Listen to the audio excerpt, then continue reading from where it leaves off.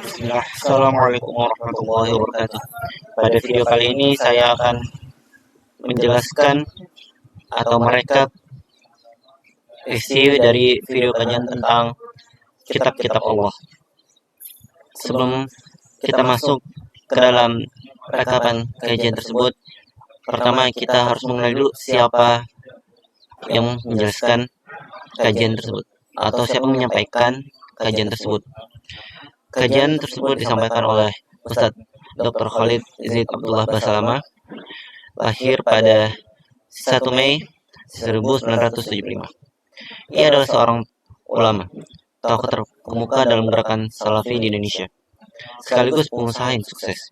Beliau dikenal luas melalui ceramah-ceramahnya yang viral di media sosial, terutama karena gaya penyampaian yang sistematis, tenang, dan berbasis kuat pada dalil Al-Quran serta hadis. Berikut adalah profil lengkap beliau. Latar belakang dan pendidikan. Lahir di Makassar, beliau berasal dari keturunan Arab, Hadramut Yaman, dengan marga Basalamah. Pendidikan beliau sangat kental dengan nuansa akademis Islam internasional. Menempuh pendidikan dasar di Makassar hingga kelas 2 SMP, lalu melanjutkan pendidikan di Kairo dan Madinah. Kelas 3 SMP beliau pindah ke Kairo, Mesir, lalu melanjutkan SMA dan S1 di Madinah. Beliau S1 di Universitas Islam Madinah, Fakultas Dakwah dan Usuluddin, lalu S2 di Universitas Muslim Indonesia, Makassar, lalu S3 di Universitas Tun Abdul Razak, Malaysia. Kiprah dakwah beliau. Ustaz Khalid Basalamah tidak langsung menjadi berdakwah setelah lulus. Beliau sempat menjadi dosen, namun kemudian memilih fokus berdakwah setelah merasa ada panggilan jiwa untuk meluruskan pemahaman umat tentang hadis dan sunnah.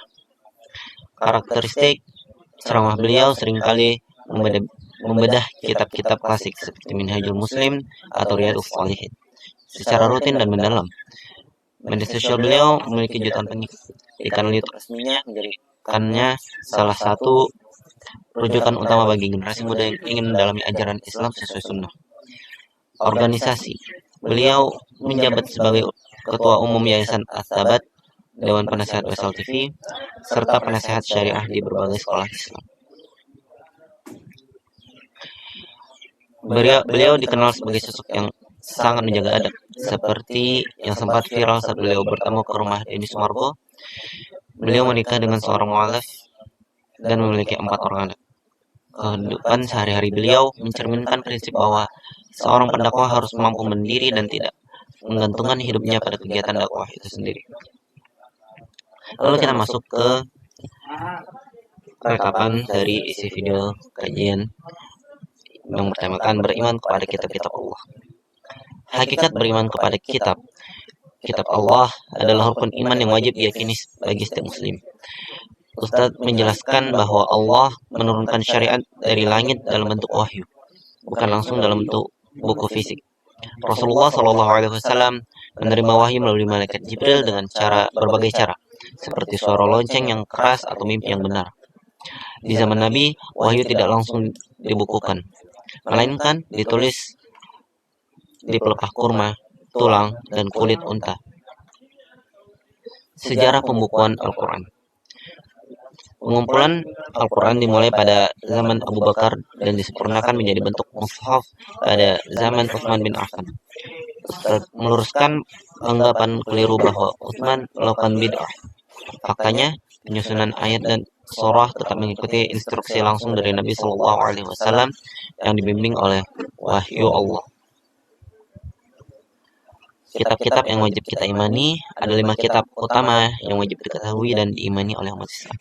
Yang pertama suhuf dari atau kepada Nabi Ibrahim alaihissalam, lalu Taurat kepada Nabi Musa alaihissalam, yang ketiga ada Zabur kepada Nabi Daud alaihissalam, keempat ada Injil kepada Nabi Isa alaihissalam, lalu yang terakhir Al-Quran kepada Nabi Muhammad SAW sebagai kitab yang paling agung dan sempurna dan penutup dari kitab-kitab yang lain. Lalu yang keempat ada kedudukan Al-Quran terhadap kitab terdahulu. Al-Quran berfungsi sebagai muhaimin atau batu ujian dan penghapus hukum-hukum pada kitab sebelumnya. Ustaz menjelaskan bahwa kitab-kitab terdahulu tidak seperti Taurat dan Injil yang telah banyak mengalami revisi dan perubahan oleh tangan manusia, sehingga tidak ada lagi yang asli. Oleh karena itu, umat Islam tidak perlu lagi membaca atau mencari kebenaran dalam kitab-kitab tersebut, karena Al-Quran telah menyempurnakan dan membongkar hal-hal yang disembunyikan oleh ahli kitab. Dan terakhir, nasihat praktis dalam berdakwah. Ustaz memberikan beberapa nasihat penting. Fokus pada Al-Quran. Tidak perlu menyibukkan diri mempelajari Injil atau Taurat yang sudah direvisi. Cukup pelajari dan amalkan Al-Quran. Metode dakwah sambil bicara dengan non-muslim. Ajaklah mereka berdiskusi dengan tenang tentang keindahan Islam. Tanyakan pendapat mereka tentang Islam dan jawablah keraguan mereka tentang dalil yang ada di agama kita. Yang terakhir, mudahkan syahadat. Jangan menunda orang yang ingin masuk Islam. Misal harus mandi dulu atau menunggu ustaz tertentu. Jika seorang syahadat, segera tuntut mereka saat itu juga agar mereka tidak meninggal dalam keadaan kafir. Intinya adalah iman kepada kitab terdahulu adalah meyakini keberadaannya di masa lalu, namun pedoman hidup mutlak saat ini hanyalah Al-Quran. Kita harus bangga dan yakin dengan syariat Islam tanpa perlu merasa ragu dan menyampaikannya kepada orang lain. Itu saja yang dapat saya sampaikan. Kurang lebihnya mohon maaf. Assalamualaikum warahmatullahi wabarakatuh.